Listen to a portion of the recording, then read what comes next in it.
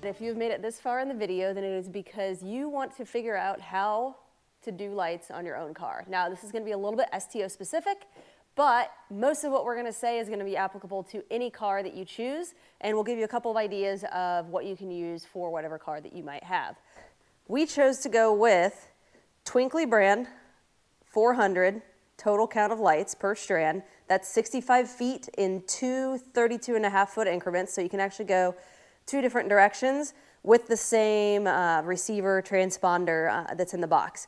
Specifically the dots. We chose the dots because they're small plastic lights with a flat, very malleable, very easily movable wire. Also, with it being flat, it is way easier to tape down than a round wire. So again, Twinkly 400 count, we did 5 boxes on here. Now that totals 2,000 lights. We could have used more lights on the front, could have used a few more lights on the roof and the sides as well. So if we had gotten another 2 or 3 boxes, we could have gotten a little bit more dense with our lights and been able to do some more detailed scenes and programs, but we like how it turned out here. How did we get these lights onto the car? It's not really rocket science, just some good old-fashioned Scotch brand transparent tape applied generously all over the car. Now, these 5 boxes that are on the car took 4 rolls of this. We have another 4 for reinforcement. The Twinkly dots do come with these double-sided dots that you can put on the back of them. We didn't want to take a chance, even though this is a fully PPF'd car, and we do recommend that you have a fully PPF'd car before you do this, just to really reduce any chance of doing anything to your paint. Even with full PPF, we didn't know how it might react with that, and we don't know what kind of adhesive was on it, so we decided to go with trusty Scotch transparent tape. Another detail that you have to pay attention to is if you cross over the door, make sure you leave some slack and that you keep an eye on it whenever you open and close it. All in all, the actual application of the lights didn't take very long, to be honest. We thought it would be much harder to get everything on, much more tedious. Now it is tedious, but it's almost therapeutic because you're just doing the same thing over and over again, which is putting every single piece of tape on here. This process of rip and stick is something you should get used to if you plan on doing this. What is time consuming is figuring out how everything is going to get from here to everywhere that needs to go, and what your maximum efficient usage is of each strand. Here is the brain center. Each box, I should say, of Twinkly dots has one of these transponders, I guess, whatever. This is like a receiver that plugs in down there. There is a power strip down there, and there is an inverter. This is a similar inverter to what you would use if you have something like that 12-volt cheat code, as I'm calling it, in the front of the STO. So it connects like a cigarette lighter into there. Now, this was a 375 watt. Should have been more than enough for the 5 boxes that we had, but we decided to upgrade to a 500, which is what's in there and running it right now. If we did not have that 12-volt outlet, I will show you in a moment exactly what you would need to use with an inverter instead. If you do not have this kind of option close to or easily accessible to the lights, you would use something such as this that would be used in conjunction with an inverter such as this. Every single wire that you see on the car, you can see some over there, you can see how they're running through here. They all run out of this frunk area. We didn't even bother with any of it, like the setup, until we'd already gotten all the lights on the car.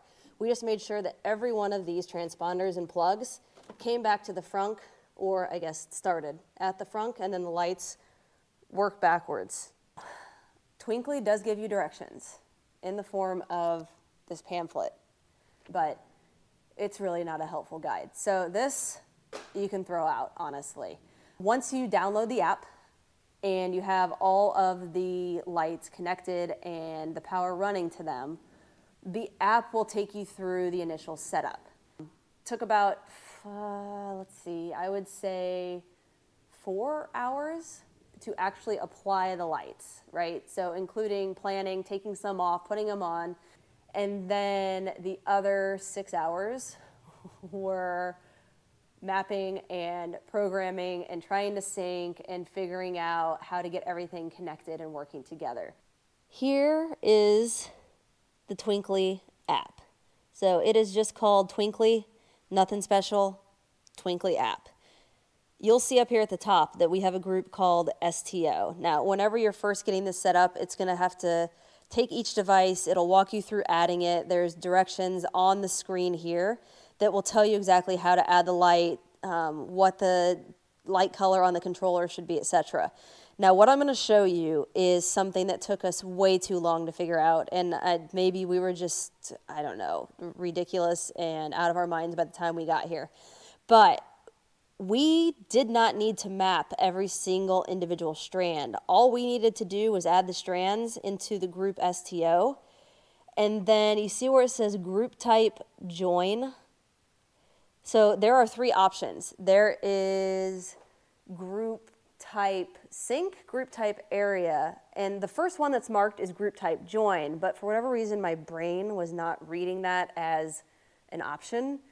It was the end of the day. I kept choosing sync or area, and we could not map the lights together. We were about to lose our minds until I went back and I saw group type join. So if you want them working in sync with each other and you're doing this on a car, you're going to need to choose group type join. From there, you'll be able to map the entire car. I did more than the suggested number of mapping angles. I think it prompts you to do 4, but you can add more angles than what it asks just to make sure you get everything mapped properly. And this is what that mapping looked like whenever we finished. And it was at this point that we finally realized after many hours that we were going to be able to get this mapping properly. You can rename each of the areas so that you know which one is which. So in our case, we have 5 on here. That gray dot means that they're not connected because the car is not on and we don't have it connected to any external power right now. So there's no power to them. So they're not on. But whenever these are all green, then they are good to go and good to work together. It is night 3 of going out to do some filming with the STO lights, and we unlocked, I guess it could be called a hack last night, or we just kind of figured something else out. You can hotspot from a phone. That allows you to actually change the lights and the colors on the fly. However, whatever device that you are using to change the lights and control the lights cannot be the same device that you're hotspotting to. Because as far as I know, that device cannot be connected to its own hotspot. And whatever device you're using to change the lights needs to be connected to the same Wi-Fi as the lights. So you would need 2 phones, 2 devices to hotspot from. One of them is controlling the lights. The other one is the hotspot that the phone and the lights are connected to. So it's kind of fun to be able to change it on the fly, and that's how you do it.